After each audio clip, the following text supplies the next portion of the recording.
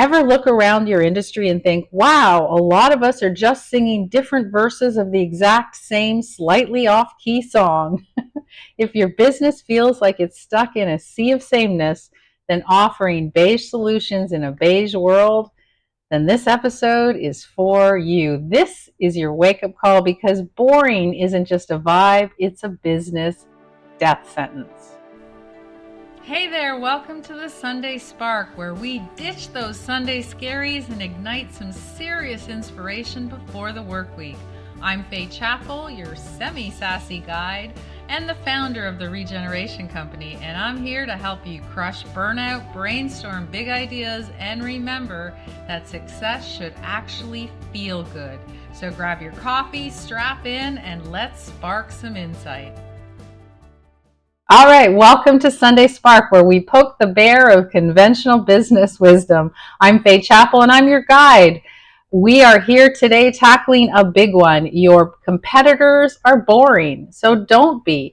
How everyday innovation separates market leaders from the Me Too crowd. Now, when I say innovation, if your mind immediately jumps to multi-million-dollar R&D labs and guys in turtlenecks launching rockets, take a breath. We're talking about everyday innovation, the kind that any business, any solopreneur, any professional can absolutely and must cultivate to stand out, to solve real problems, and frankly, not become irrelevant. So let's talk about busting that myth of innovation and making sure that we understand it's not some mystical gift that's only bestowed on just a few. No. We're going to unpack why so many businesses get stuck in this is how we've always done it rut, right?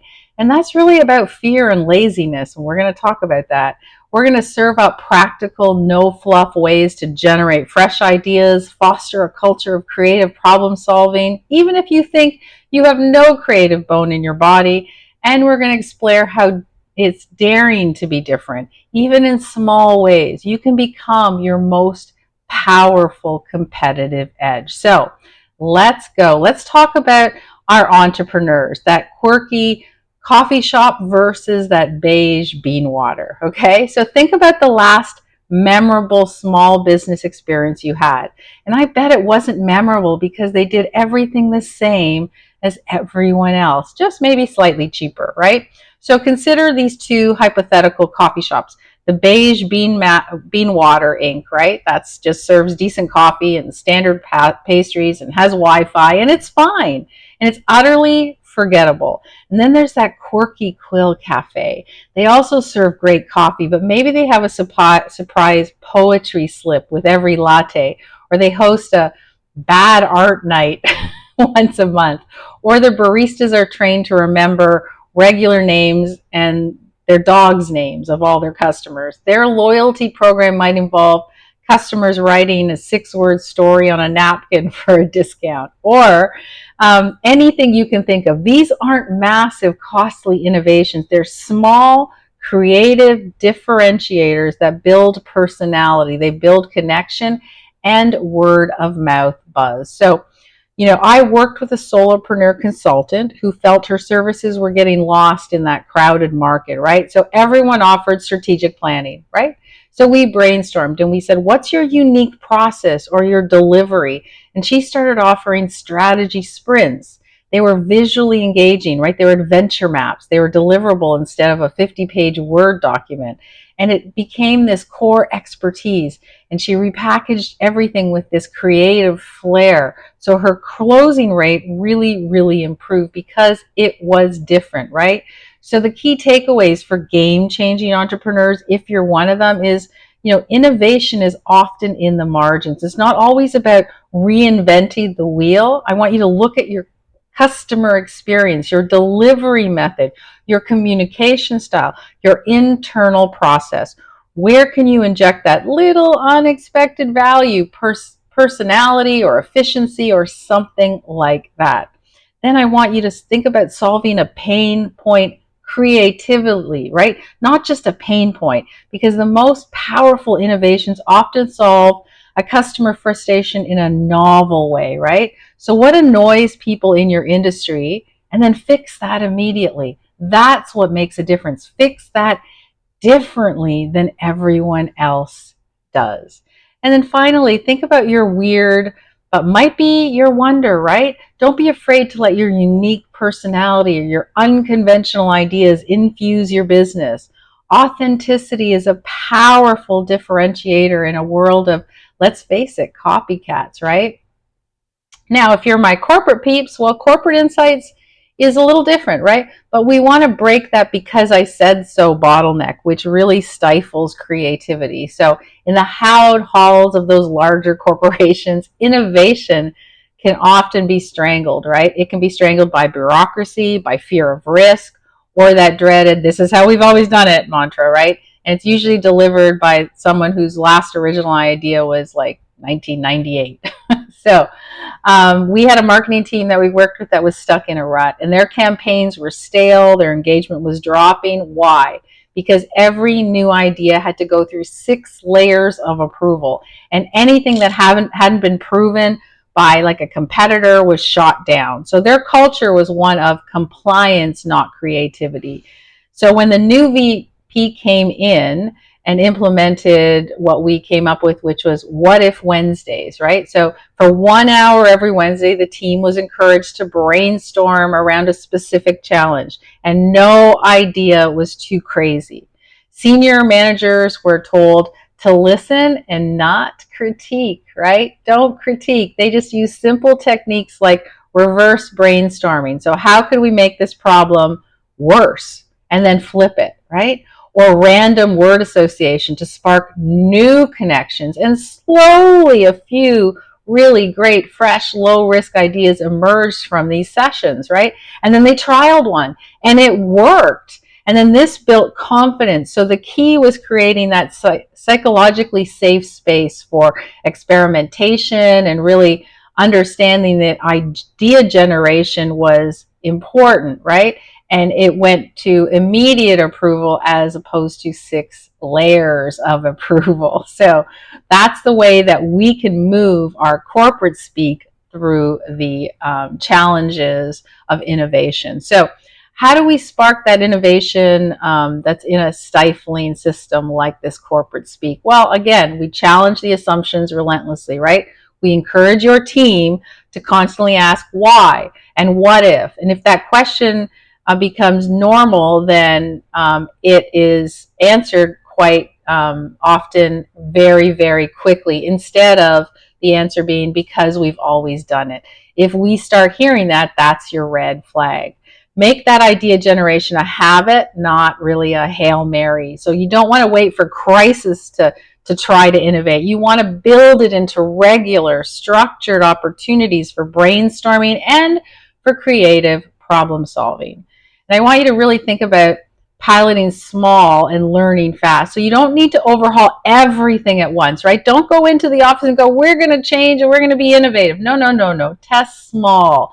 Test small, innovative ideas on a limited scale. So I want you to get the data. I want you to learn and then move forward from there. This de-risks those bigger leaps, right? And don't ever think an idea doesn't work. Treat it as a learning opportunity if it didn't work, right? It's not a punishable offense. It's somebody trying to help the business move forward. So on the personal front, you really want to start cultivating your idea factory mindset, right? So whether you're running your own show or you're trying to make waves in that larger corporate organization, your personal ability to think creativity and to generate innovative solutions is really a massive, massive asset. And this isn't some innate talent. It's a mindset and a set of skills that you can cultivate, okay? So here's how to stop being an idea consumer and becoming an idea generator. I want you to really feed your brain diverse inputs. Creativity is often about connecting seemingly unrelated ideas, right? So read widely outside your industry. Listen to different types of music. Talk to people with different backgrounds. Visit new places. The more varied your inputs, the richer your idea soup, right? For really great chefs and great cooks, they know they use all different sorts of ingredients to create something unique, right? And that's what you're doing. You're getting creative inputs from everywhere in order to do something unique. And I want you to embrace that productive discomfort, right? So step outside of your comfort zone. Try new things, even if you're not good at them. Learning a new skill, tackling an unfamiliar challenge. These activities build those new neural pathways, and they make your brain more flexible. So, go walk a different way, enjoy the scenery, learn to play guitar, learn to swim, read different aspects that you've never read before, watch documentaries, learn to be a little bit uncomfortable and outside of your comfort zone, because that will make things different, right?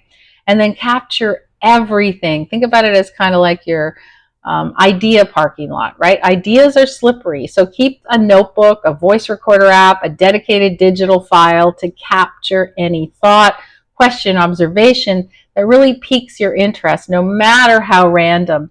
What I like to do is I use either the Chat GPT or the Gemini app on my phone. And when I'm driving and I come up with ideas, I just click the voice record and I say, hey, I'm thinking about this. What do you think? And that just actually, not only does it record it so that it's there and I know that my idea is somewhere where I can look back to, but it will give you more prompts and more ideas about what you're thinking of. And then I want you to, lastly, reframe your failure as data, right? Because not every idea will be a winner, and that's okay. Thomas Edison said, I have not failed. I've just found 10,000 ways that won't work. Each is a non-starter. Each non-starter provides information that can lead to a better idea. So here's a little tool that's called the assumption reversal technique, and it's something that I use. So when I'm stuck on a program, I list all my core assumptions about it, right? So for each assumption, you can ask, what if the opposite were true? And then this can shatter those mental blocks, and it can open up completely new avenues of thought. How does this work? So for example, you might think customers want more features. So the opposite is customers want fewer, simpler features.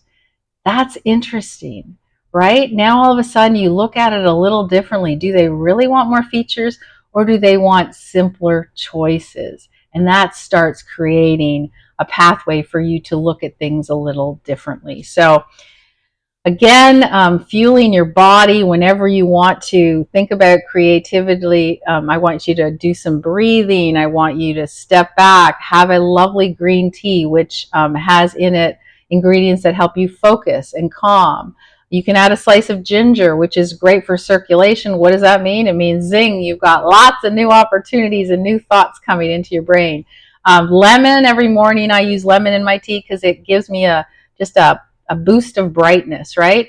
And you can even you can do like a little bit of honey, right? And just sip it and let the ideas flow. It's not magic, but think about something that nourishes your body more than another stale cup of coffee, right? I'm not saying coffee's not good, because it is. I love coffee, but I also like to make sure that I'm fueling my body with ingredients that really help.